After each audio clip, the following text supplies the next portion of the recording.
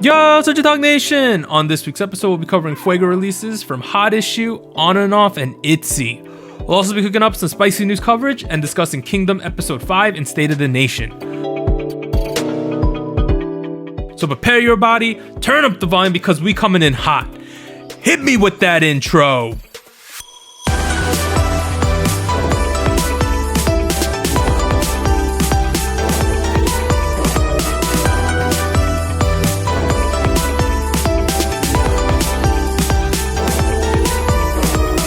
What's up, everyone? This is SojuTalk, your weekly shot of K-pop. We're coming at you with a super spicy episode 137, and we're recording on Monday, May 3rd, 2021. I'm Doug, and joining me today, we got Warren. Hey, what's up, everybody? And Anita. Hello. I forgot this is our second time recording this intro. The first time Warren shout out that Rocket Punch is coming back at some point. But you guys didn't say anything about it. Quick reminders though. Check us out on your favorite podcast platform. Sub on YouTube. Join the SojuTalk Discord and hang out with us. But there are no announcements this week, so we're just gonna start part 1 of episode 137. We're gonna discuss some big new releases, choose the spicy song king, and get you the music show winners. Boom. All right, first song we're covering this week. It came out on Wednesday, which was April 28th. It's Hot Issue's debut with Gratata. So they are from S2 Entertainment, and this is obviously their debut. Some of you are probably like, who the hell are Hot Issue, right? So Hot Issue's that group. So there was this guy, Hong, who was one of the co-founders of Cube. He left Cube last year after they had like a management switch up after they got new investors and things like that. Started his own company, and this is his first group with this new S2 company. Oh boy. We're off to a banging start. Banging? Explain why you think this is banging, Warren. I mean, I think if you listen to the song, you'll hear the word. Literal bang. Literal bangs. I don't know. Do you want me to begin? Do you think that's a good idea, Doug? All right, I'll be honest. I'm gonna be real honest this week about all these songs. Let's preface this. This week might get a little spicy, y'all. But just remember, these are just our opinions. Whether we like the songs should have no effect on whether you like the songs. Go on. We are just 3 idiots on the internet who like to complain a lot. Please don't take our opinions and be pissed. Yeah, and honestly, you're entitled to your opinion, and we hope that you think we're entitled to ours on some of these songs. But my issue with this song overall, number one, I don't think it's terrible, right? I think it's okay. I think it's an okay debut. Either. My big issue with this one is some of the lyric choices, and then I found the chorus to be very chanty. Extremely chanty. I'm gonna shoot. I'm gonna bang. It's to the point where it came off like aggressive cheerleaders is the word I wrote down here.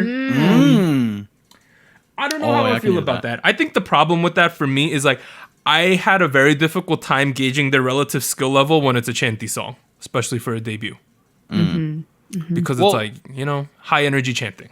I get the vibe. Maybe they don't think their vocal qualities are the best qualities of the group, and they want to showcase their rap and their energy. I disagree though, because I thought the bridge was the best part of this whole song. No, I like the bridge too. Yeah. Look at us. We all look. We agree with that. Okay, we like the bridge. Whoever did the bridge, great part. That is my favorite part of the song. Okay. These lyrics though, I'm sniper, man. They're little bit rough, right? They're a gamer and a taker and a chaser and a maker. We were talking about this before the pod. One of the main, I wouldn't call it problems, but one of the slight concerns we had with all 3 of the songs we're covering this week is lyric choice, right? Yeah. It's a running theme today. Yeah, elaborate on that one. Because here's the thing: when you're gonna drop a song called Gratata, and you're gonna have a song about shooting guns, you should be doing everything possible to not give it any depth. You should be doing hardest as possible to be just degenerate as much as possible. And that is imagine how lit this song would have been if they were talking about sipping lean and the diamonds on their wrist. That would have been that. I feel like they should have committed that way, but they had a bit more of a middle ground approach where they're like, "Oh, we're gonna do a hip hop thing, shoot guns, but we're also you're gonna like us," that kind of deal. And I was commit to something. Please. I read some people agreeing with that point, saying they were trying to do this people were calling it sort of a throwback to some of how like the older songs used to sound, where they had these chanty choruses. But it's like they're the only one who's taking it serious, you know? Right. You know what that almost reminds me of a little bit? Remember like old school After School a little bit? Yeah. Oh, yes. Even with the sound design, because like it kind of sounded like Bang at certain points. Yeah, with, like, yeah. That's what I thought of. Yeah. And like, you know, like it's not that I don't like what that is. It just felt like they were trying to find a middle ground between K-pop and doing this low brain garbage music, and they were like trying to find like a middle ground in between. I was like, commit to something. All right, Anita, how do you feel about Gratata? I mean, I agree with a lot of the points that you guys are bringing up. I think for me, the biggest thing that took away from the song, or that distracted me, I should say, from the actual song, was the vocals, the intonation, I want to say, for a lot of the verses. And People were saying it ends upwards. Exactly, yes. The intonation of it, like the sniper, like I'm a sniper, it goes... I don't know. It bothered me a little bit. I thought like, this might sound a little different if they just change the intonation a bit and kind of make it suit more of the vibe of the song, like the more hard hitting type of thing that they're going for in the theme. But I don't know. I guess I hope that this is just like misdirection maybe, and that they are not actually committed to this type of sound for everything that they're going to put out in the future. You know what? No, I disagree. I feel like they should go more into this direction. But you mean commit to the sound? Right. The vibe? Be brainless as possible. Be the most, degenerate. Give me just straight trash trap music. I would love that. Like there's honestly, if there was a group who just didn't take themselves serious and made like hardcore trap, it'd be like that would be banging all day. That would be a real banger. And if they were just trolling the whole time, it'd be funny, wouldn't it? Like it'd be different. Here's the thing. This is a debut. It's an interesting debut because, as I said previously, when you do this chant style of music, it's hard, for me at least, it's hard to gauge how good the kids are. Like, I thought the choreography was good. I mean, it was obviously a lot of gun themed choreography in this song, right? Like a lot of holding up rifles, not air rifles, but imaginary rifles, things like that. Yeah. A lot of shooting motions.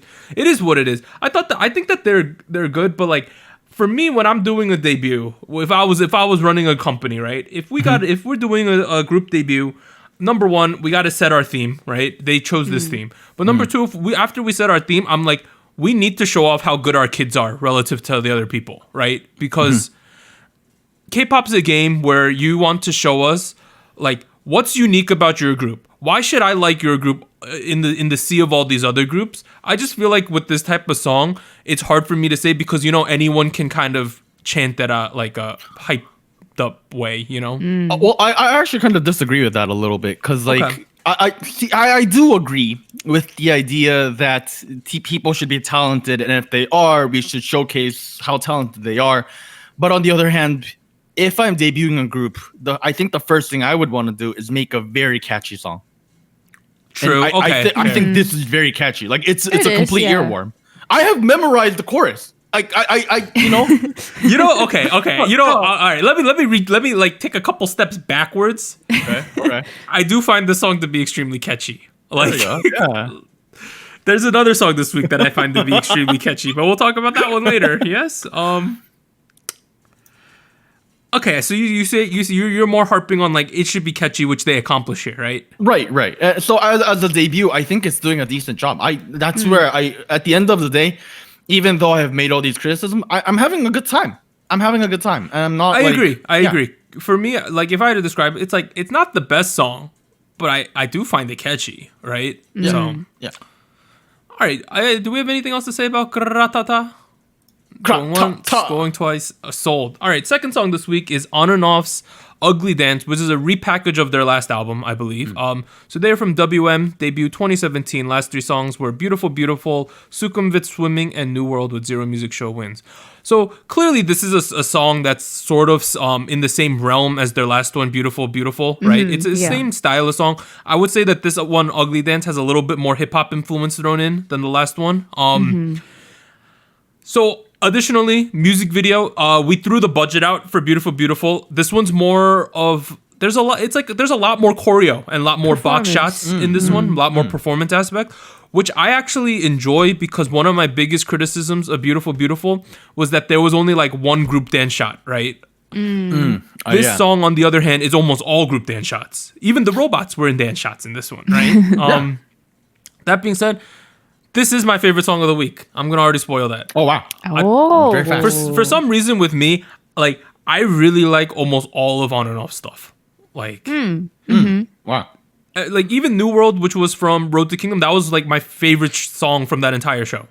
That like of the new ones they made. Wow. I like Beautiful Beautiful. I'm down for Ugly Dance too. You know, I think they do certain things that are really cool. They got layered vocals. I like the hip hop touch.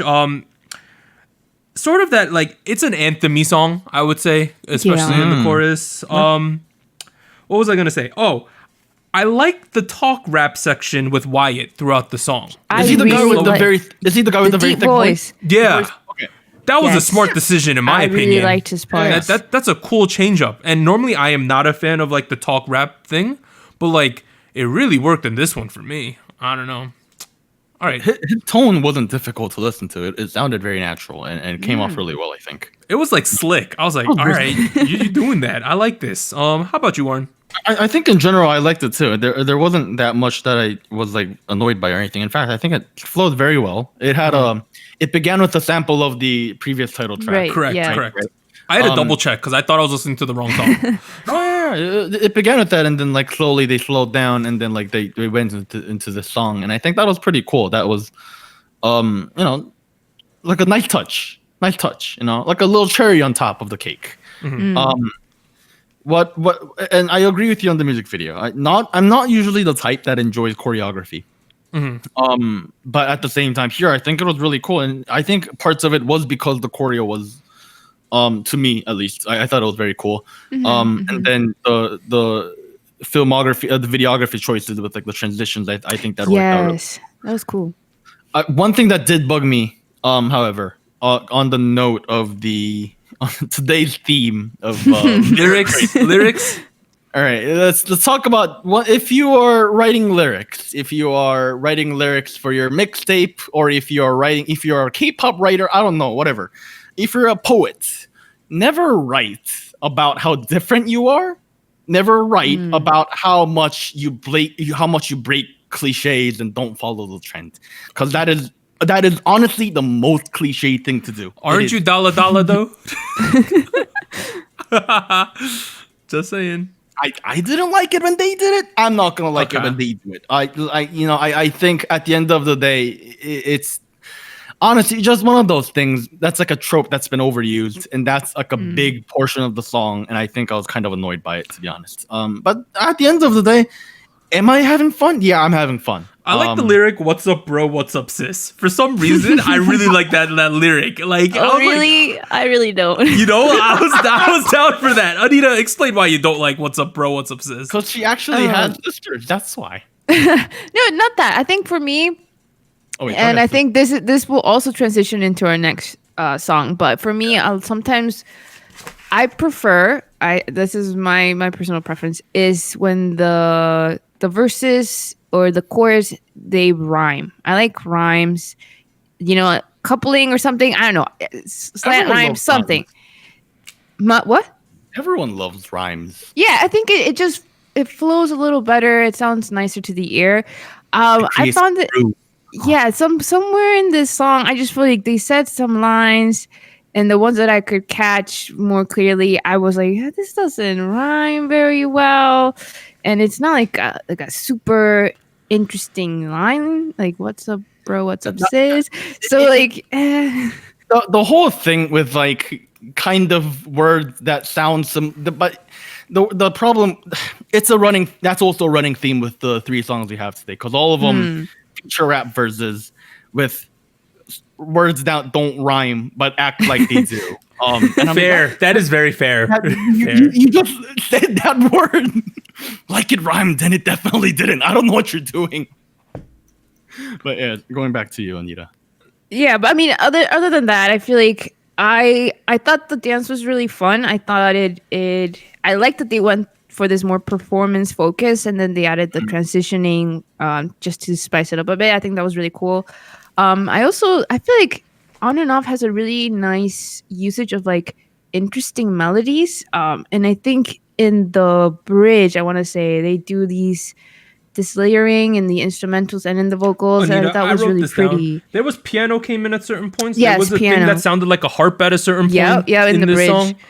I like those additions. I thought it added to this a lot. It sounds really nice, and I don't know. I liked it on this song too. So pretty good. Not my favorite On and Off song, I would say. Okay, but it's around the sound that I expect for them. So not out of the ordinary. Yeah. All right. Let's move to the last song this week, right? Oh boy. Friday, April 30th, we had ITZY with Mafia in the Morning. They are from JYP, debut 2019. I wrote last 4 songs, all of them. Not Shy, Wannabe, Icy, Dala Dala. 34 music show wins already from that group. All right. Here we are. All right, let's do some prefacing here, right? Okay. This is a very divisive song on the internet right now, right? And on our Discord, like everywhere I'm seeing, people either really like the song or really don't like this song, right? I've seen a lot of it in both places, in both directions. I am a very big ITZY fan, right? Like, ITZY's like one of my favorite groups. But this song is just not it for me. Like, I'm gonna be honest. I'm trying to be honest. That's I'm not saying that's a New Year's resolution, but honesty is a good thing, right? It is. Yeah, It is. it's a great quality to have. I find this song to be extremely catchy, right? Very true. But at the same time, I don't think it's a great song. That's fair. Okay. Like, okay, let me explain why I feel this Yes. way. Okay. Elaborate. I think the biggest turnoff for me is like the really forced rap lyrics and delivery in this song. Oh boy. Like, there's Give me some some parts. examples. There's some parts that I think are cool, right? Like I think Right. I thought Ryujin's intro was kind of interesting, right? Guess who loves you? Daya da. Do I show you? No, yeah, no. Oh, you liked it. I thought that was cool. I was like, oh no, okay. I was watching that. No, here's the thing. I'm a big Ryujin fan, right? Like, I'm a massive great Ryujin fan. I think dancer. she's fantastic, right? I think she hard carried this song too with just stage presence. When I saw that, I was like, all right, that's an interesting way to start a song, right? I was like, it's kind of weird, like not weird in a good way because I haven't seen this before. But then this sort of thing just continued throughout the whole way. Right? and then I was like, oh no. Like I was like, bless him. Like there's just such a big difference in this song versus everything else they've done so far. There's a shift. The sound is really different. It is such a massive pivot, right? Like it is crazy. Some things I did. Let me say some positives, right? I think this is their best music video so far. Ooh. Oh. I think it's their best music video. I think this is their best choreography, and I also think this is their best stage presence / visual layout that they got so far. You know what? I agree with all of those 3 positive points. Right? Like, I really like... Okay, I don't want to trash too hard. Like, I don't... like, I'm just not a huge fan of this song. There's just something about this song. Like, I don't want to say I cringed, but sometimes I was like, oh, we did that. Like, oh boy. Like, there's one Ryujin lyric towards the end of the show. I don't remember the exact beat of it or whatever, but it's like, hurry up, catch me if you can, haha. I was like, we just did that. Like, some of it was just some of this song I just find a little bit hard to palate, even though I'm watching it and I'm digging what's on the screen. And I listened to this song, I think more than I've listened to any other release the week before, like we record the podcast for. I think I've listened to this song maybe 30 to 40 times since Friday. Wow. Just trying to figure out this song, right? And I like the song. Like, I think it's enjoyable. I think it's catchy. Well, I'll keep listening to it, but I just don't think it's that good. Generally, I had the same experience, right? I listened to it a lot. I can't say 30, 40. I don't know how many times.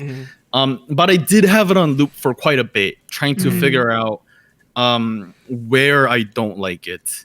I did a lot of extensive research on this. Went and watched a behind the scenes video from the producer Lyra, Lyre, who are the people who made the demo for the track. And that was it seems like they worked primarily on the main loop, which is like the siren-y synths. That thing. Yeah, that thing. And I started getting, I started putting my tinfoil hat on. And I started thinking about what's going on here, because a lot of this screams to me as lazy production and lazy songwriting. Let's pause there. Okay. What Warren is saying is it is not the girls in ITZY who are lazy. No. What he is saying is that the people who made the song are. Yeah. let's clearly state that. Yeah. That's actually very true. And my whole argument is the people who have produced the song have been incredibly lazy. Yeah. Right. However, it is enjoyable to this degree because of ITZY and their stage presence. They make it work. Right. If for instance, Hot Issue debuted with this track, I would have been a bad start for any. I'm sorry, it would have been very bad. It is redeemable to this degree because ITZY did it. That's my overall argument. Now, going back to the laziness of the track, they have lyrics that rhyme, but that really just don't. They don't. Because they're late. They make references and analogies that have been reused over and over and over again, like Catch Me If You Can, because they have been, again, lazy. They use presets and they use sample packs that are just there because they are, again, lazy. They do things. If you watch the video, you can tell they clearly say stuff like, oh, K-pop sounds like this, K-pop sounds like that, so I added that in. That is a very bad way to approach to making music. I'm just gonna put that out there. And maybe I'm a guy on the internet that's just complaining, but doing stuff because the trope and the cliche is to do something like that, I don't know, guys. That's not a good way to approach it. Here's the thing, right? This chorus is it's a drop beat, right? Like it's not a traditional chorus, right? We've seen other examples, so the one that sticks out in my mind is the How You Like That from Blackpink, right? And that's also a sort of divisive song, but at the same point, it works for some reason, right? As much as some people like I just felt like there's just some decisions in this song where the certain portions just don't fit that well together. It just felt like awkwardly smashed together some bits of this. Here's how I feel, right? The main loop of the song, which is the foundational backbone of the track, which is the verses. That's where it began. And then if you listen to the demo track, you can hear that it's different in the bridge and the chorus. What I think JYP and the other producers did is they stepped in and they reworked the bridge and the chorus to be more, again, K-poppy. And you end up with this Frankenstein monster who is composed of different parts and bits and pieces. Bits and pieces. Okay. It doesn't end well. That's what I'm saying. And the same goes for the lyrics too, right? And the rap as well. And I think that's not to say I think the song is terrible. I think there are redeemable parts to it. I think the bridge is, again, very predictable and very tropey and very cliched. However, I think it's very enjoyable, and I think I had a lot of fun with it, especially on Leah. Near the end, after the second chorus, that was pretty cool. Leah putting in work in this song. Yeah. Leah trying real hard to redeem this one. Honestly, everyone put in a lot of effort. You can tell. To be frank, I'm not sure if Yuna was the best option. First of all, bangs are gone. Thank you. Okay, true. Bangs are gone. True. Thank you. But okay, Yuna's visuals were next level in this entire music video. They all look great. I like the outfits. Yeah. Also, cinematography. I heard it's the people who made this video also made some of the more recent GOT7 ones, and that's why it looks like this. And that makes sense, right? That makes sense. Yeah. Yeah. But to wrap up what I was saying about Yuna, yes, I think she was putting in a lot of effort into pulling off that rap thing. And I'm not sure if the output is good or bad, but I feel kind of bad because she's putting in a lot of effort. It's clearly, you can tell. And people haven't been very positive towards the track. So I'm at a situation where I'm seeing a red flag. That's what I'm getting at. Because to me, this song communicates to me that JYP thinks that they can lazily make a track, put it out, and expect it to sell. That's the conclusion I'm getting out of this. Spicy. I like this. So if I was a mid-Z, which I guess I am on a very casual level, I would be angry. Because that's like disrespecting your consumers. That's what that is. Anita, do you got some spice? How do you feel about this track? Probably not a lot of spice. I'm quite mild today, but okay. Thank you. I definitely agree with how the visual aspects, right? The choreo, the outfits, the performance, the music video, everything that I can see of this, like the concept, it's very, very nice and cool. And I think ITZY can pull it off. I do feel like the song doesn't quite help with this vibe that they're going for. And I guess, I don't have a lot of knowledge about like just production, like music production or anything. But I feel like, to me, like I said before, the lyrics really did it for me. Where like the rhymes, some of these lyrics are hard to like listen, right? Like yeah, and I definitely understand what they were going for in the delivery, because I feel like Yeji and Yuna were really trying to go for the what I would consider kind of more trendy rap, especially for female rappers in their intonation. And I feel like I understand what they were going for. I just don't feel like they had a lot of help in the content that they were saying. And there you go. Yes. It did. Okay. Yeah. Regardless of the production, whoever wrote the lyrics didn't help very much. Exactly. Yeah. So like I see the vision. I just don't feel like we were quite there. When you're writing rap like this, especially with Korean, like it needs to sound good on a very diction level. Like if you a great example of this is Kid Millie. Another great example is stuff like "We Want Your Money Back" by Geary Boy, featuring Young B and Kid Millie. Stuff like that. You listen to it, and there's a lot of groove built into the verses, and that's why it works. You can't say words like "type" and "love me" and say that rhymes. That's not how that works. On no language does that rhyme. Make it rhyme, please.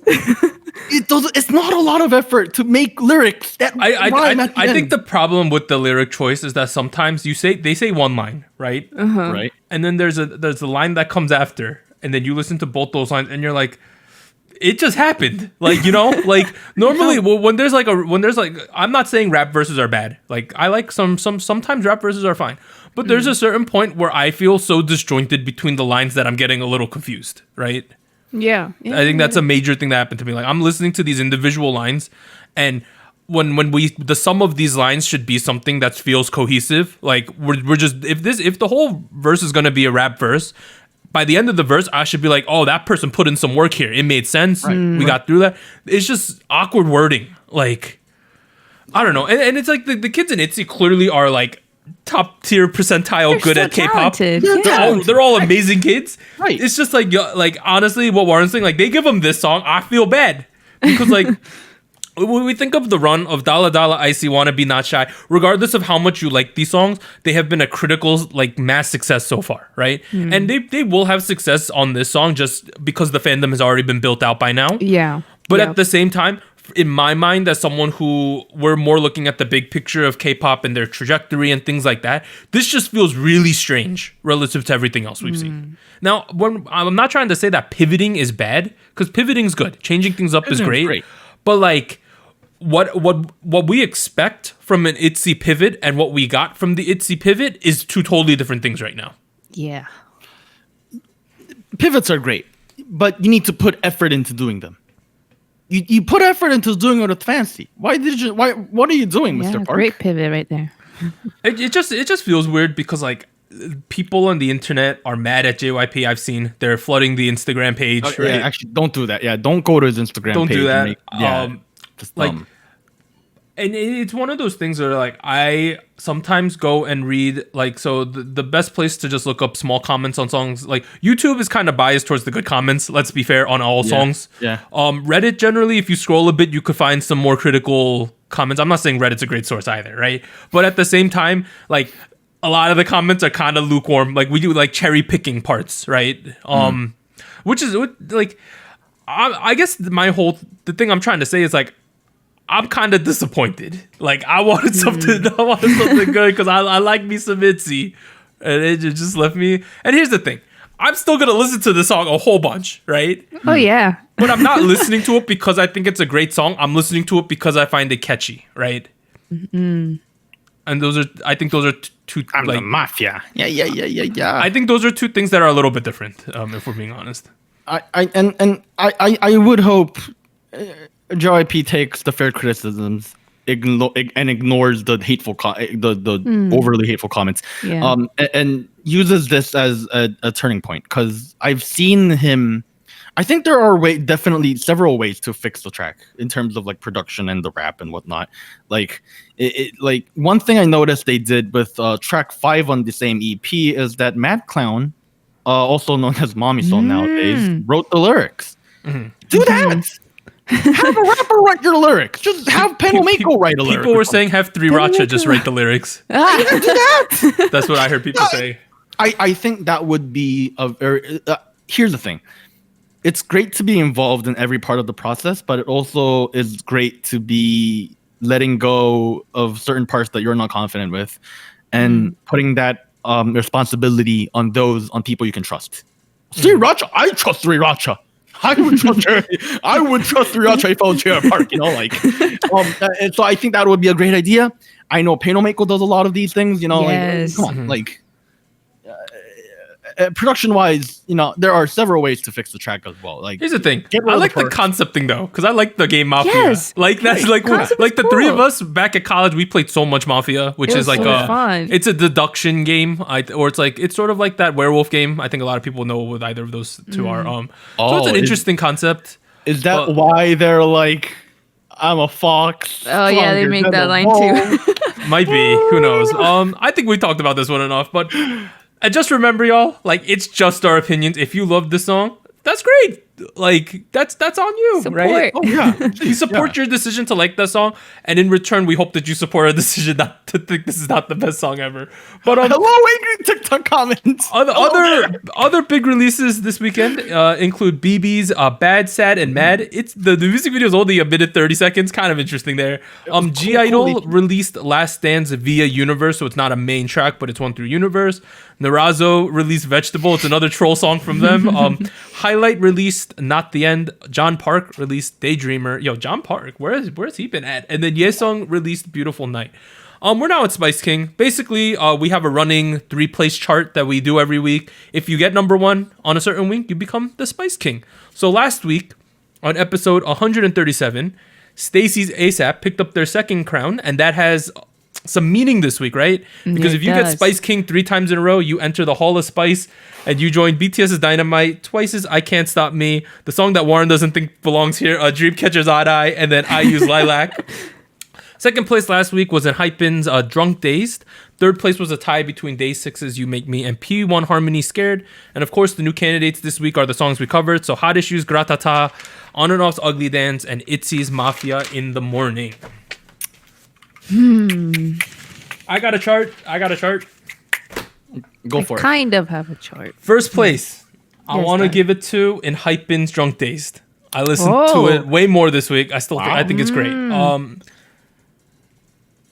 Second place and third place, I'm still up in the air even now. It's between the Stacey song ASAP or On and Off's Ugly Dance. Wow. Very high. I'm going to put Stacey's ASAP in second, Yes. even though it's week 4 of that song. Still great. I will put On and Off's Ugly Dance in third. Anita, it's your turn. Okay. Well, it didn't change that much for me. Okay. My last shot attempt, Stacey, number 1, ASAP. Whew. And number 2, I still have Day6. Really good. Damn. Okay, Anita. Wow. Still real good. Third. Okay. This is a game time decision. said you have it written down. Okay, I had two. You written down. lied to me, Anita. I had two written down for third. I can't believe this. And the thing is, because I'm a little torn. Okay. And the two that are in the third place, the spot is Hypen and ITZY. And I understand that the criticism we've given the ITZY song. Given that, though, I do feel like I have been looking at their live performances a lot more just because they're really great performers. I really like the choreo. I don't know who did it. I'm still searching up who did the demo for it, but it's still really nice. I think the outfits, the concept is really cool. So I don't know how long I'll be listening to this song, but for the time being, I think they redeem the song as best as they can. So I will put it in third. ITZY Mafia. Warren. Well, I am happy to announce Yeah. that ASAP by Stacey is joining Hall of Spice. Yes, let's go. Let's go. Okay. What's I your think second it's a place song? banger of a track. I do think it's been a little lucky. I'm not gonna lie. Yeah, It's it been has. extremely lucky, dude. It's been extremely lucky. Yes. But you know, life is about luck sometimes, right? That's It true. is. You know what? Life is all about timing. True. That's all. Life is entirely about timing. So here we go. ASAP, first place. Go Stacey. ASAP. Okay, second place. I got Ugly Dance by On and Off. Oh. I thoroughly had a fun time. I was on the subway when I was first listening to it. I was bopping my head. And this other guy across the thing from me was like staring at me, and I was like, okay, I'm gonna stop. So I'm putting it on second. On third Yeah. is a song none of you guys have put. It's Scared by P1 Harmony. P1 Oh, Harmony. yeah. No, you Okay. like that song. I remember. Yeah, I like the song. I'm still having a decent time with it. Great beat. Lots of enjoyable parts to it. Not perfect by any I means, feel but- bad for On and Off now. I should have put them in. God damn. Okay, Yeah, too late you though. kind of- We can't. You fluffed it up. It's your fault. All right. Look what you've done. Let me do some totaling. We do have a definitive chart this week, right? You do? Okay. Nice. First place, third crown, Hall of Spice, Stacey's ASAP. Let's go. Let's go. Second place, technically, there's a numerical tie, but one of these songs has a first place vote, so we get second. So the tie is between Hypen's Drunk Days and On and Off's Ugly Dance, which both have 3 points. But since I gave Hypen's Drunk Days a first place vote, it is second place. Wow. So shout out to Hypen. Shout outs. And then third place is On and Off's Ugly Dance. Boom. Nice. Yay. All right. Finally, we're at show winners or show winner again. Anita, hit us with the winner. Another singular winner. We have newest Inside Out had 4 wins. They won an M Countdown, Music Bank, Show Music Core, and Inkigayo. So big congrats to them. Yeah, and the only reason I think they didn't get more was because the show and show champion did not air this week, or they didn't, or something happened and there was no winner announced, so there was only 4. So they won 4 out of 4. They were erased out of existence. But we are now at the end of part 1 of SojuTalk episode 137. We'll be back after a short break. 3, 2, 1. Hello, SojuTalk Nation. This is Anita here with a quick PSA.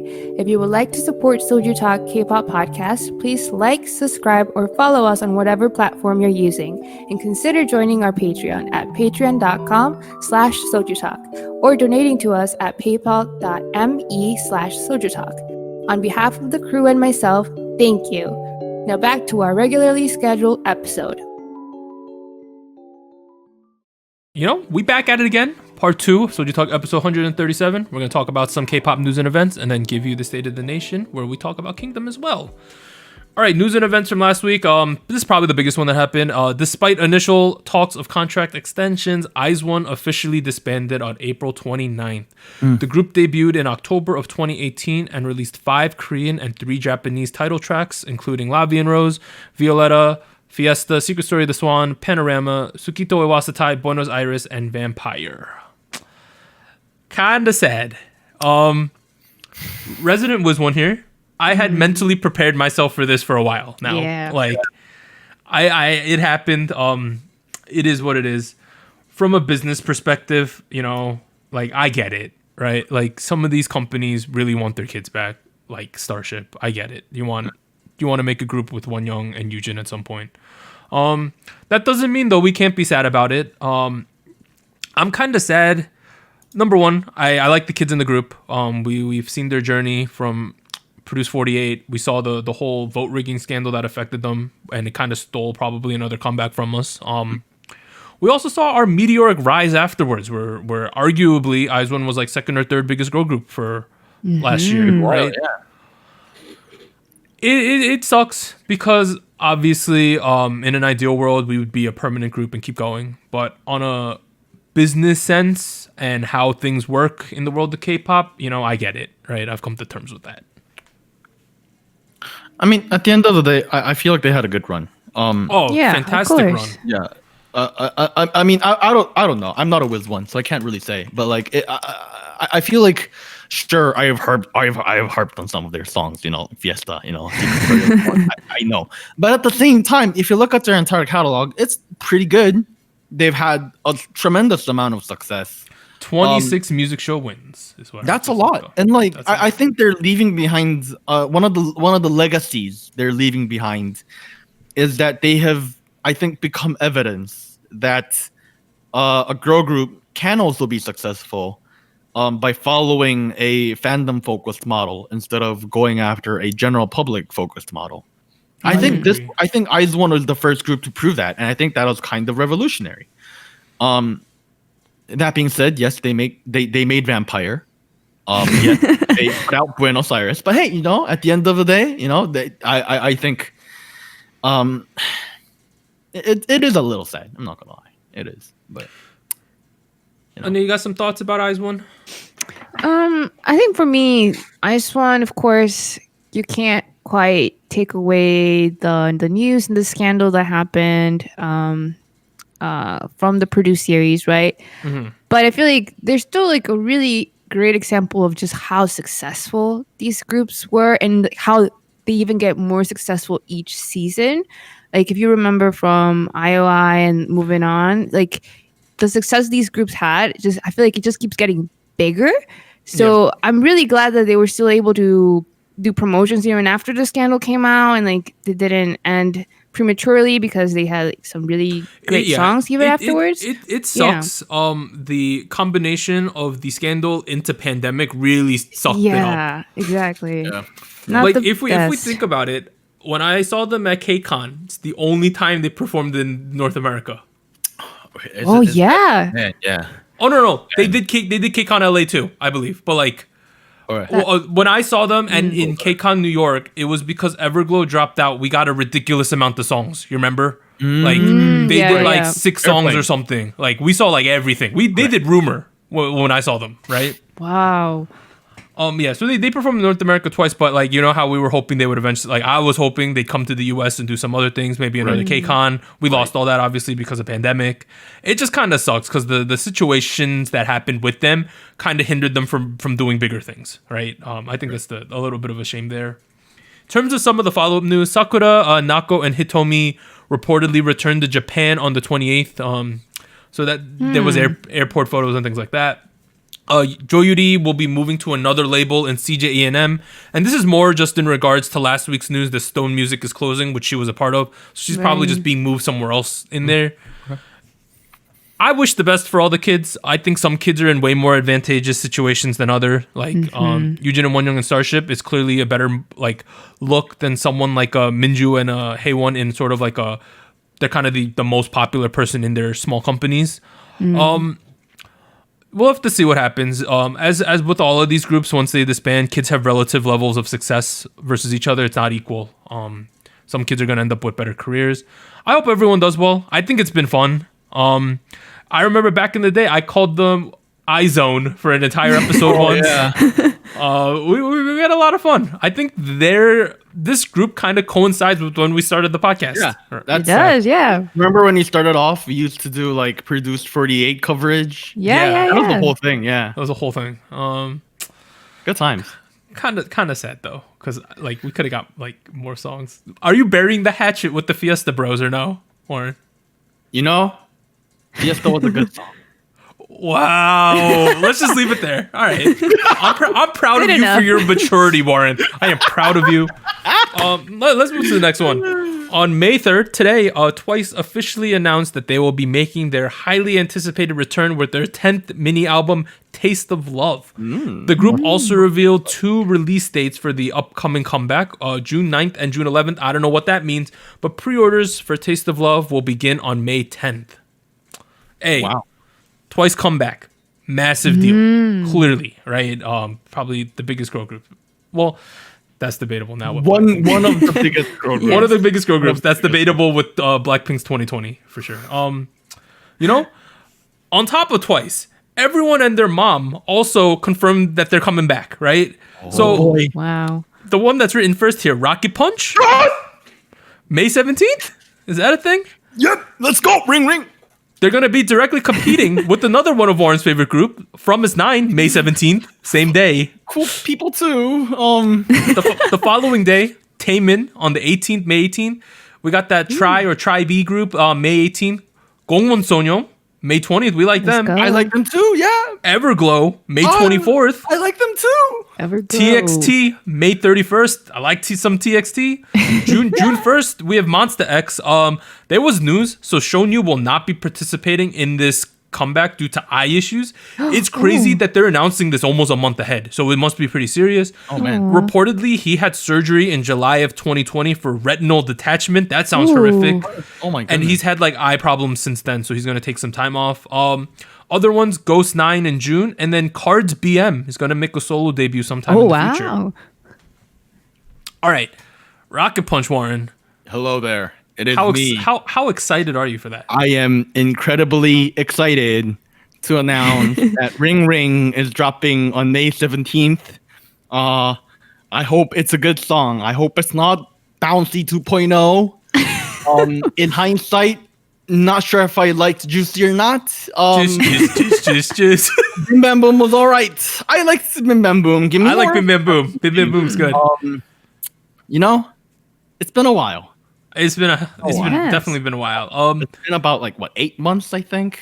Man. Do we got any predictions about Everglow adding Yena or Chaewon getting added to Rocket Punch? Okay. Here's the current state of mind.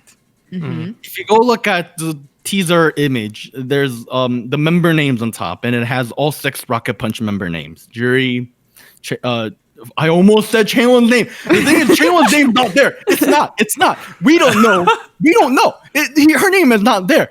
It would have been something if there was a blank space on it or something. Right. Or if they crossed something out and they're like, oh, guess who this is? They didn't do any of that. It's just the 6 names equally proportioned out. And I'm like, maybe it's a 6-person thing, you know? Okay. It's possible. I feel like she's going to be added at some point, right?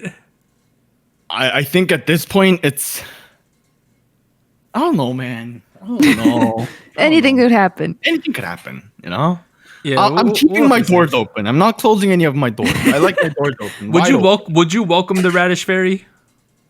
Personally, I have nothing against her. I think she's great. I think she's a great talent and could really, I think she could benefit and we could benefit from having each other. Hey, album sales. I think that being said, I know some of the fans are not happy with each other and they are on some negative terms. Please don't fight. Why are y'all fighting? Fighting. I don't like fighting. Do you like fighting anybody? I know fighting bad. Don't fight. Fight bad fight. Okay, so obviously that's exciting, right? Twice in general. Taste of Love. In June. People think so. It was it's been reported it's filmed in Jeju-do. There's a funny situation where a famous Twitch streamer stumbled upon them filming the music video. Oh my god! Isn't that the Korean girl you watch? Let's not say her name because her name is sus. The ending. There's a girl named Ginny. The rest of her Twitch handle's kind of sus, right? Yeah. So she's pretty famous. She does a lot of live streaming, like live real life stuff. So she goes out in public and live streams. And she was in Jeju-do. She's kind of sus in general right now because she's been traveling a lot through these COVID restrictions. So that's another story. But she was in Jeju-do. She walked up on this resort and they basically kicked her out. And she's like, "Oh, there's Twice." Like, so that happened. I think this is going to be like Dance the Night Away. I mean, that's it's filmed in Jeju-do. Like. Sounds like that. Yeah. Yeah. So that's cool. Taste of Love. Rocket Punch versus Promise 9 is gonna be kind of lit. I think. Gongwon Sonyo. Like, are these all in the same like recording week for us? Yeah. Yeah. Oh my god. That week. Wait, no, 17th is on a Monday. Okay, 17th is the Monday. Okay, Right. so those are separated. Cool. Right, Rocket okay. Punch and Promise 9 are 1 week, and then the following week is like Gongwon Sonyo, Everglow, Taemin. That's kind of crazy too. Okay. What does love taste like? Is it sweet? I don't know. Is Probably. it sour? Is it spicy? What? Is it salty? It's what you make it, sir. Bitter? All right, let's yeah. Wait, this is kind of weird. Let's move on. In the words of Twice, what is love? You know, but let's move to the next one. So, Taste of love. What is taste? first broadcast of SBS is Loud, confirmed for June 5th. So, headlined by Park Jin-young with JYP and Psy with P Nation. The two companies will debut 2 male idol groups through the program as the next generation of boy group. Oh wow. JYP and PSY. So Is this the one- PSY. That's rumored to be like America focused. I'm not completely sure. I'm gonna have to read this. It does through. have Psy in it, you know. He's I don't know if you guys knew, but he had, a decent amount of popularity worldwide. Oh yeah, kind of. Yeah. There was some style, I forget. Something Yep, about it says in yeah. the press Yeah. release worldwide boy group, but that could mean anything. It just might be a bunch of Korean kids. Yeah. Worldwide might be just in America and like Korea or Japan, like that's worldwide. Overall, though, pretty interesting there that the two of them are doing this. Psy has been picking up interesting talent. He picked up Swings this week, Nomeka? Yeah. He picked up swings this week. Interesting move. and we were gonna, like, and then he's gonna have like a straight up boy group at the same time. That's like Interesting. crazy, right? Guys just doing everything. Guys, I mean, I think like even before Gangnam Style, Psy was a very influential person in the industry. sure. He was like known to be the best live performer, given yeah. his amazing amounts of energy and like like the excitement he brings in his music and whatnot. And like I think that has a lot of positive influence on people that want to join. Like He's Swings, I think he reached out personally to Psy and he was like, I'm having my career is a bum right now. I have lost all motivation. I'm having a boring time. Can I join your thing so that I can have fun again? I think that's how it began. If you look at the early texts that they released, And like, yeah. Psy has been kind of out of the public's eye since Gangnam Style. Like for almost like 7-8 years, he's been kind of low key. I feel like this is a reintroduction to him to the general public, I think, as well. So this should be a cool opportunity there. New era of his career. True. For sure. Because now he's out there going to start hustling his company too, right? So, lastly, all members of A-Pink have renewed their contracts with Play-M Entertainment aside for Naeun. Oh. They will continue to be Oh. A-Pink in the future and are currently working towards their 10th year anniversary album. From what I understand, she's still going to be involved with that, but it was later reported and confirmed that Naeun signed with YG Entertainment as an actress. YG Entertainment. Yeah. The Good hot acting. ticket place right now, YG Entertainment. I know they've redeemed themselves somewhat, but that seems like an interesting move, right? Yeah, I don't know. It's interesting. There was like other news this week. I'm just gonna briefly go through some of the ones I remembered. Signature, the girl group, Oh yeah. lost their main vocal and main What? dancer, Oh, like on the boy. like straight up, like main vocal Why? and main dancer just left the group, left the company. Didn't they Also- just debut? Yeah. Also, you remember Yuvin from Produce X 101? He was one of the guys. Oh yeah. And he was in a group called Boy BOY. It was announced he's going to the military, right? He's leaving the company, and that the group had disbanded, all in one press release. That is Dang.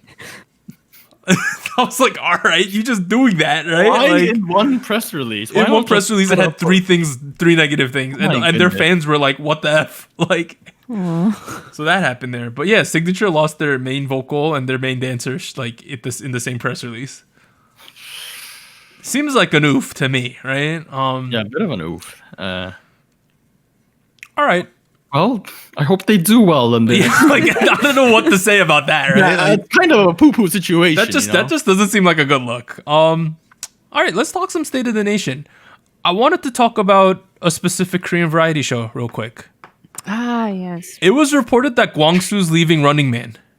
Oh, That That feels weird, right? He's so funny. I mean, he's been there the whole run. They've been doing it 10 years plus. Yeah. I think that show has like far exceeded what people expected, like how long it would last. Yeah. They've had to change it up a lot because initially the show was very physical based, running around with doing name tag races, and then everyone started getting hurt, right? So that was a thing. And then they toned it back, and honestly, the show went into a bit of a slump for a couple years. And Running Man's a very strange show relative to the general way Korean variety shows because it's held up extremely well by the international fandom, more than probably any other Korean variety show at the moment. So if they were a traditional Korean show, which is based on how it's doing in Korea, they might not have lasted this long. Let's be honest here. Because of the overwhelming support from fans internationally, which I think is mainly due to the amount of fan subs that came out for that show, they've been able to sustain this long run. Kwang-soo was one of the main, like, he was a rookie essentially when they started the show. Like, he was a rookie actor who was just kind of there. He was the tall, awkward, gangly guy until Kim Jong-guk basically said, you should be the betrayer. That's your role on the show. Do it, right? And it worked out great. He's become one of the integral parts. I'm kind of sad that he's leaving because I think he's one of the main comedy hard carries of the show. Did they release why he has some lingering injuries, they're saying. Like, I think his back is messed up or something. Oh, no. I mean, I think they've done it for 10 years. That's quite a feat. It's a really long time. Yeah, props to him for doing that. I remember watching Running Man when it came out. I remember watching it. First 100 episodes were amazing. They were great. I remember like they were rolling around in a trash can in an empty mall. Like that was their thing. Like going to empty malls. And I had never heard of this guy, and like quickly he became really funny. And I'm really sad that he's leaving.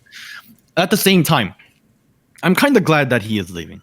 But let me explain why. Because people have. He's an actor. That is his primary thing. Fairly successful. Like, he doesn't have a ton of lead roles, but he's in a lot of movies.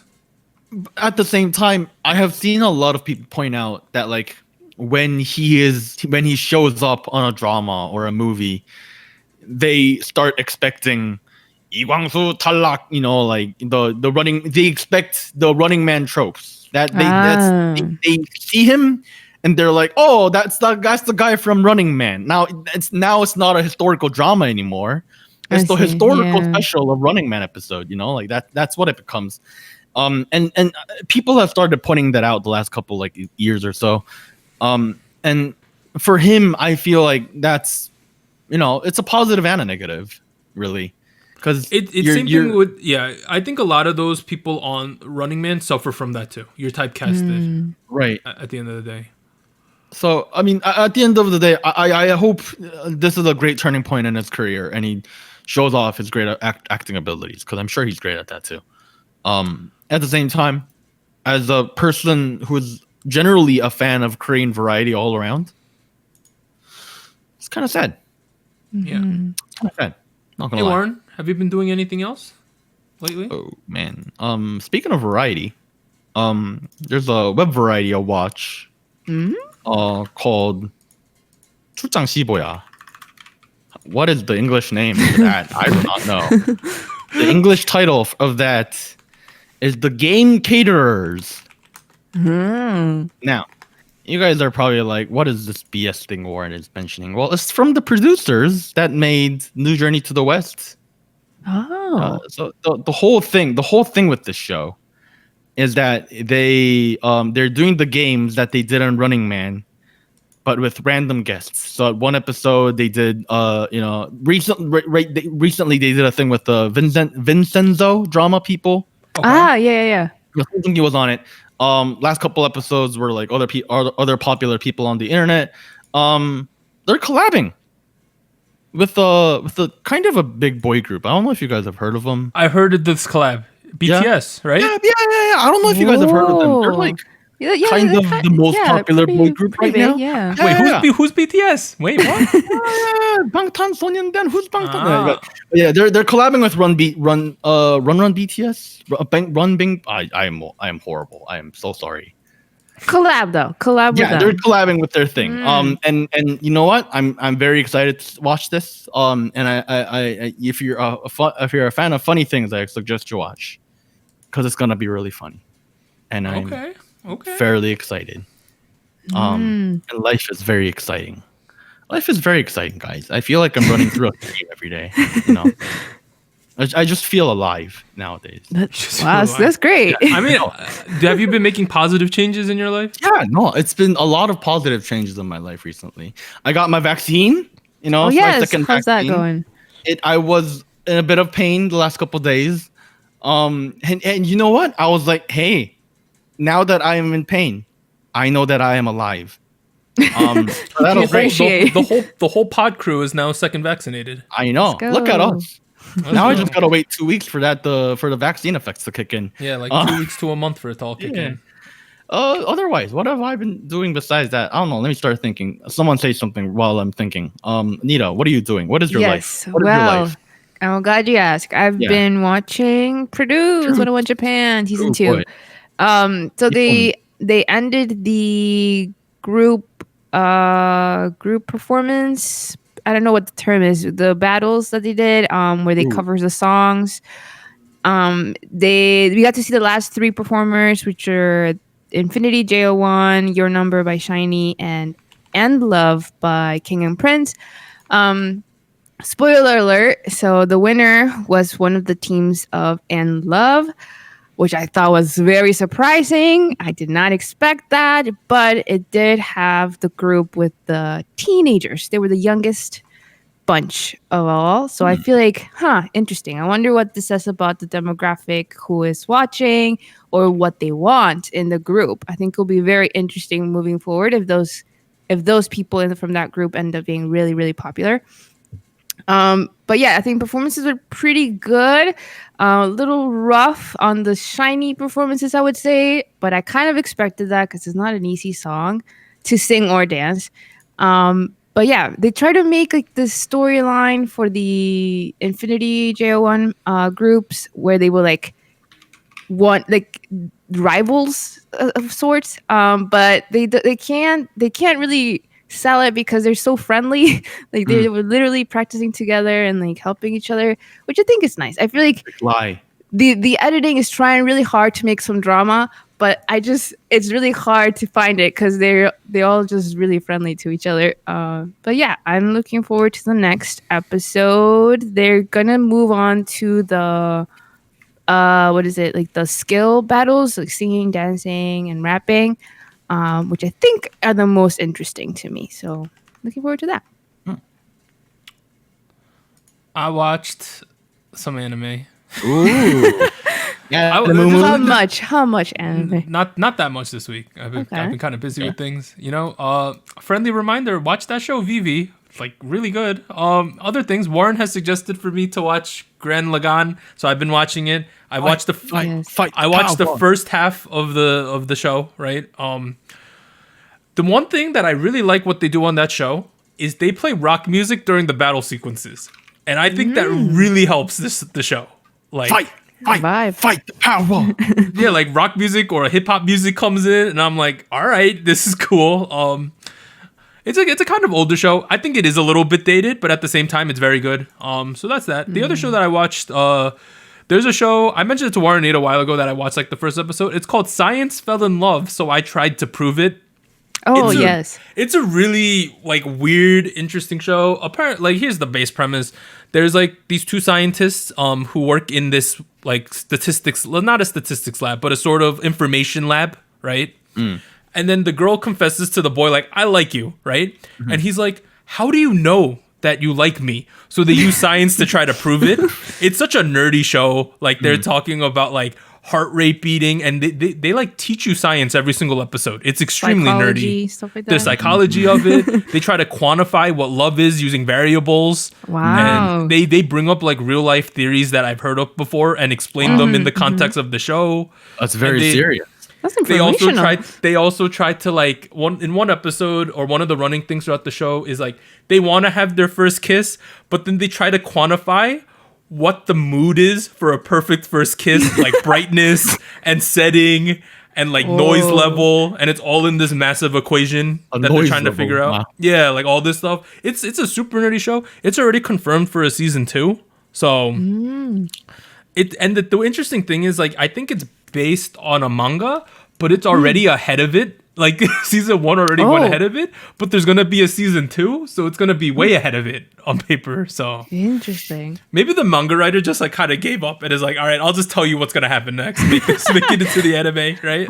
The manga writer found a new job as the storyboard maker. Of maybe because like the season 2 is confirmed for next year, and like from what I heard is the manga still hasn't even caught up to like the end of the first season of the anime.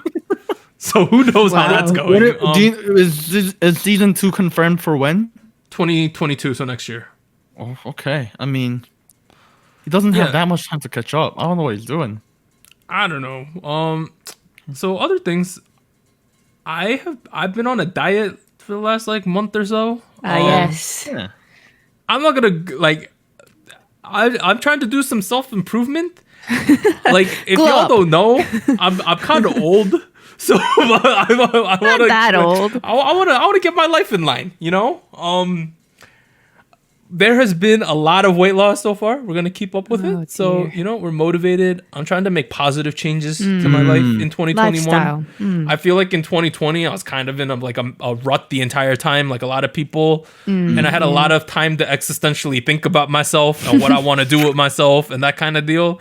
So I thought, you know, health is a main thing, you know. I'm not getting any younger here. Might as well focus on that. No, yeah, health is great. It's what keeps us alive. Number 1. Pain proves that we are alive as well. Life is a constant barrage of pain. We are. So I've been trying to make incremental changes. You know, it's a lifestyle change. It ain't a diet. It's a lifestyle change, right? I'm glad. I'll keep you all updated over time. If just know it's working right now. I ain't gonna go into too specifics. You've also been growing out your hair. Okay, I don't know how to style it. I ain't gonna show too much, but just know my hair was really long everywhere last week. Yeah. I kind of trimmed the sides and the back, so I can have bangs at the moment. I just haven't had bangs in like 10 years. So I don't know what to do with them. You feel weird in it right now. I feel very weird, and I think I look weird in it, and I think I need to do a little bit more trimming to get the shape and the stuff that I want to do. But it's a change, you know. I'm taking these changes, and I'm a fairly like risk-free person. I'm risking some stuff lately, dude. That's good. It's your hair. What are you nobody's gonna kill you if you have a bad hairstyle. Actually, you don't. I'll feel bad about myself if I have a bad hairstyle.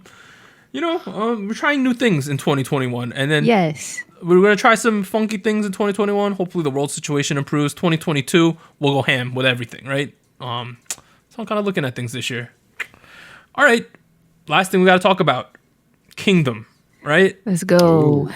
We had 3 performances this week. We had ATEEZ's Rhythm Ta, B2B's Backdoor, and Stray Kids' Pray I'll Be Your Man. Which one do we want to talk about first? Anita, do you have a favorite one out of these 3? Kind of. We could go in order though, as they were shown in the show, which was ATEEZ first. So they started with ATEEZ. I have like a complaint across a lot of the performances in the show. Okay. Ooh, okay. I do have a favorite, but we'll get to it. My complaint is that I know that this round, it's called Reborn, so they're supposed to like reborn these songs, right? Make them new. At the same time, I feel like a lot of these songs are super iconic. And when they're performing these new versions of these songs, I'm like waiting for the parts of these songs that I find iconic, and they don't happen a lot of the time. Because of the remix. Your expectations have been subverted. Yeah, because for instance, like I know we're gonna talk about ATEEZ first. For like B2B's Backdoor, right? We only got something that was similar to the original Backdoor chorus at the end of the song, right? But they did the pre-chorus of that song a couple times before then, and I'm like, where's that drop? Like that drop is the best part of this song, and we only got it once at the end. You know what I mean? Like they built up to the chorus, and then the chorus just didn't happen 2 times in a row. Well, I mean, here's the thing. I feel like yes, they did something that was a little less expected, and they did remix the song. But in my opinion, I think the remix worked.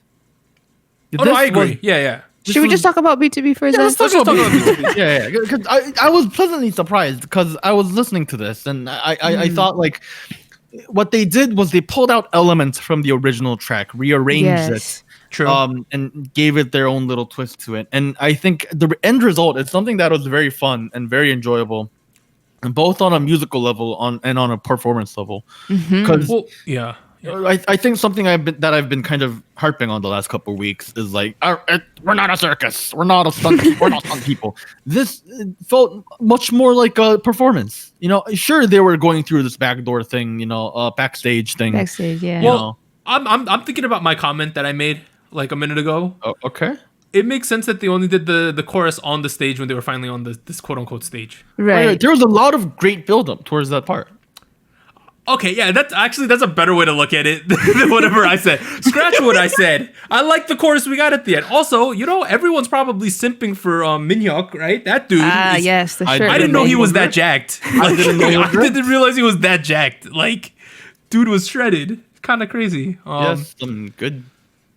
If you look like that, why would you ever wear a shirt anywhere? Just, it's cold. Why would you wear clothing? Right? There's so much lighting on stage. I'm sure being cold is the last thing you're worried about. I thought the vocals really were good on this one. Of course, it's B2B. Vocals are always the strong suit. I think that the Eungwan Chansup harmony, it was the best this round than it's been in any other round. I thought it really worked on this one. Eungwan hit the high note at the end.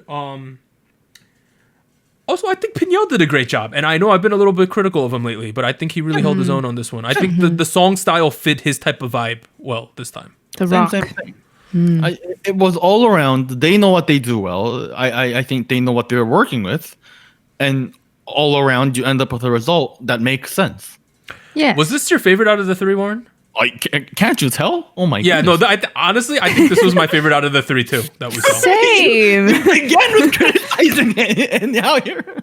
We all agree. Hey, just because I don't think it's perfect doesn't mean I can't think it's my favorite. That's one. true. That's true. You're not perfect, but you're my favorite too. Oh, sorry. I regret. Oh, wow. Wow. I'm gonna leave. Goodbye now. Thank you for joining SojuTalk, your weekly shit. All right, let's go to the first one. We had ATEEZ's Rhythm Ta, The Awakening of Summer.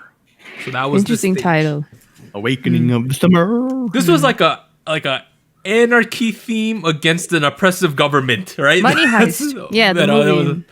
It kind of reminded me of the Falcon and the Winter Soldier recently, because they also had a group of revolutionaries that wore masks, like plastic masks that looked like that. Yeah. And I was like, oh man, look at this. This was the most musical / stage performance one out of the three. For sure. Yeah. And you could take that however you want. Personally, I thought they did a lot of cool things. I really liked the rope perspective shot that they did. Oh yeah, it was fun. Where the one guy was climbing the rope on the floor, but they made it look like he was climbing up a rope. I thought that was cool. I think this performance had some of the best dancing we've seen on the show so far. I thought ATEEZ really did well here. For me, though, I felt like the chorus, right, was missing something. I don't know. They made it a drop. It felt like a tiny bit flat to me. Unsure.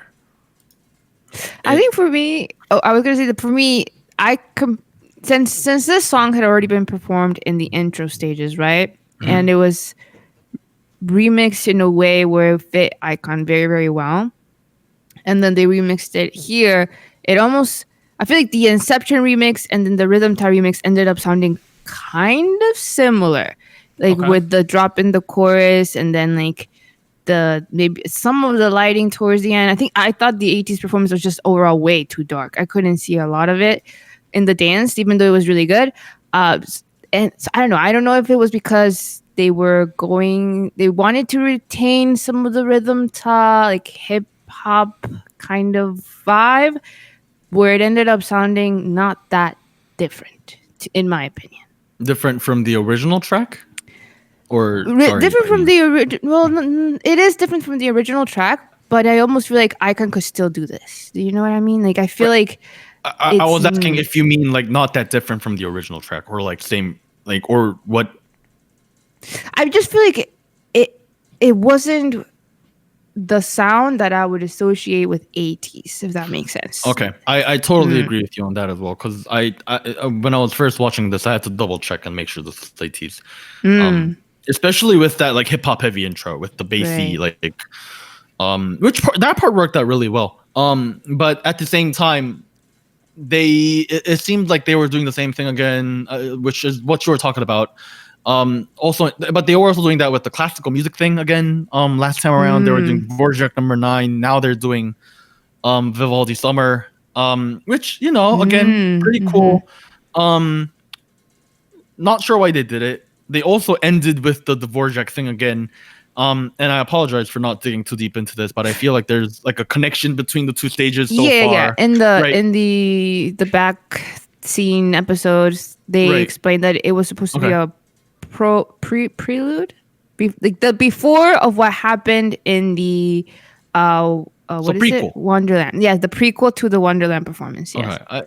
I think it's great that they're building plots and that they're like throwing references into each other and it's a bigger of a challenge than just doing something like that.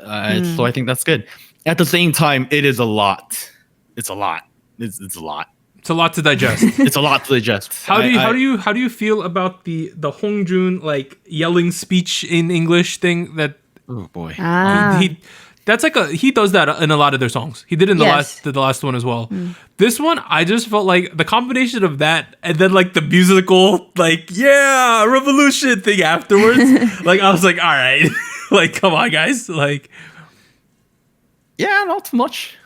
Yeah, how'd you feel about that part? I mean, I found it like it's very tropey. Like I feel like that kind of shot I've seen in K-pop specifically. I remember A Sixth Sense from Brown Eyed Girls. They have a shot that's very, very similar to that. With Medio, I think, is in the podium, if I remember. Not exactly the same, but like that kind of concept, that shot. Like I think Stray Kids also did something similar to that too, in one of their comebacks. So I feel like it's a little tropey. I get it. I feel like it kind of felt more like a musical performance at that point when that happened. It got super musical. All of a sudden. So, and I guess they committed to that, so that's great, I guess. Yeah. All right, let's go to the last one. So Stray Kids, Pray, I'll Be Your Man. The guy Han carried this. He hard carried this song. Yes. And this whole performance. What a guy. He sang his heart out. He rapped like a crazy person. Dude was doing everything on this song. Like helped arrange the song as well. He hard carried the crap out of this performance too. I thought like the most notable person by far. They did some interesting things. One part I really liked was at the end of the song when they had the singers and the rappers like doing it at the same time. I think sometimes you risk it clashing a lot. I thought it worked at the end though. How do you feel about that? I thought it clashed, so okay. I mean, on my first watch, I thought it clashed. Second watch, I was like, all right, this is cool. Well, I mean, if I'm watching in the live audience, I'm not gonna watch it twice. So I see. I like a live performance. I like the cool effect with the bloody hand, and then they were carrying around like a heart. There were some crazy things in this one. I think for me, the aspects of the performance, right? So like the pedestal they had and the statue, and I found like I can kind of understand the storyline they were building, but it still felt a little vague. Where I guess it could have been more clear, like what exactly they were in the role of this whole stage. Like I was afraid, like, are they dead? Are they alive? And is this the after? Are they saving someone? Like, are they already dead? I don't know. I feel like I had a lot of questions throughout the performance, and I feel like it was one of those things where if it was a little bit more clear, I might have enjoyed it more. I think I think they just really enjoy being dragged by their legs. I think that's what they enjoy, and they were having a fun time doing it. I mean, my takeaway with the song was that they were they knew what they wanted to do. I'll give you that. Okay. And I think they committed to it, and it worked to a degree.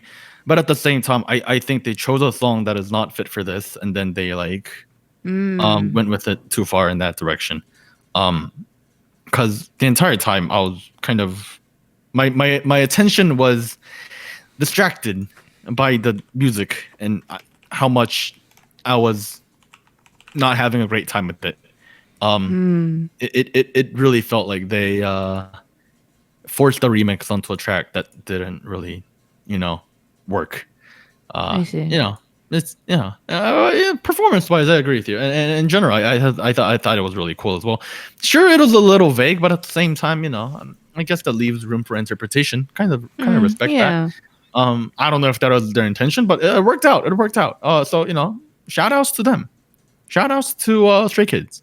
Shout outs to Han. I agree. Great guy. Han, yes. Han was crazy in this one, right? Yeah, I had to look up the member names because I recall doing this. I looked up the member names and I was like, "This is the guy. This is that this guy. This is the guy." No, that guy. Han is now my okay. So I picked some biases in this group because ATEEZ, Hongjun, that kid for sure. Great performer. B2B, I guess it's now Minhyuk. Why not, right? Why not? Yeah. And then Stray Kids, I think I used to just say like Felix was the bias, or Hyunjin because stage performance, Felix because of the voice. I think it's Han now though. I think it might be Han. Thinking about it, I don't know. He's super impressive, but we got some experts voting. Who knows what experts are? So ATEEZ, they thought that they were the best performance. And then the next one was The Boys, and then third best was iKON. Yes, that's the order. They thought ATEEZ, iKON, The Boys. Self-evaluation, though, the kids there had a tie between SF9 and B2B. Those were two of my favorite ones. And then second place, they also had a tie between iKON and ATEEZ. And then third would be Stray Kids. And then last, The Boys got no points in the self-evaluation. That was surprising to me. A little bit surprising there. When we total up everything, though, it's a pretty close three-way battle going on between SF9, ATEEZ, and B2B.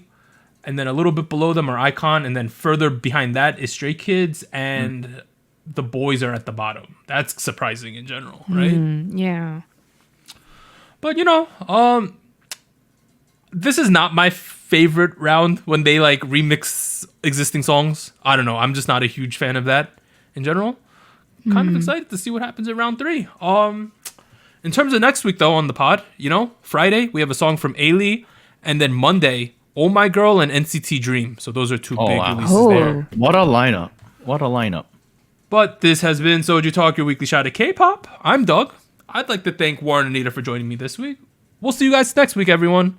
Bye. Bye-bye. Bye. Rocket Punch, May 17th. Woo.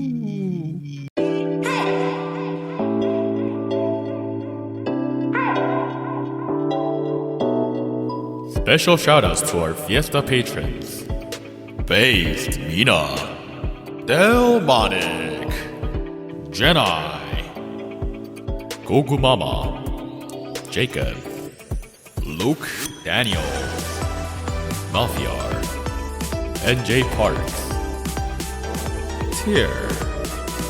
Thank you for joining SojuTalk, the weekly shot of K-pop. And special thanks to our Discord server mods: Jacob, K Music Erde, Koala, Mafia, Max, No Bias Nuna, Tuggles, and Wolf297.